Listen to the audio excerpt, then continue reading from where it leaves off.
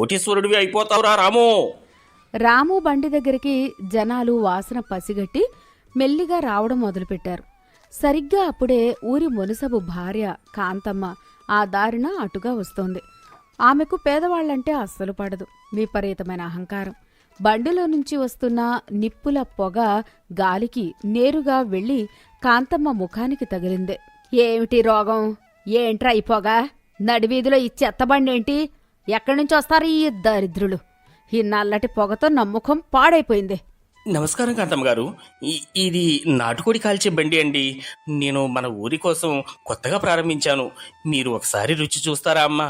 అంతా చాలా శుభ్రంగా చేశాను. ఏమిటి? నేను ఈ ఊరి మునసబు గారి భార్యను. ఈ రోడ్డు పక్కన నిలబడి నీ నల్లటి బొగ్గుల బట్టీలో కాల్చిన ఈ మురికి కూర తినాలా?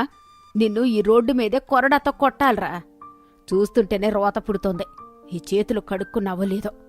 ఈ చెత్తను ఇక్కడి నుంచి తీసేయ్, లేదంటే మా ఆయనకు చెప్పి నిన్ను ఈ ఊర్లో లేకుండా గెంటేస్తాను. చిచే! కాంతమ్మ అసహించుకుంటూ అక్కడి నుంచి వెళ్ళిపోయింది. ఊరి పెద్ద భార్యే అంత మాట అనడంతో ఆ బండి దగ్గరకు రావాలనుకున్న జనాలు కూడా మునసబు గారికి ఎక్కడ కోపం వస్తుందోనన్న భయంతో ఆక్షేపణతో వెనక్కి వెళ్ళిపోయారు.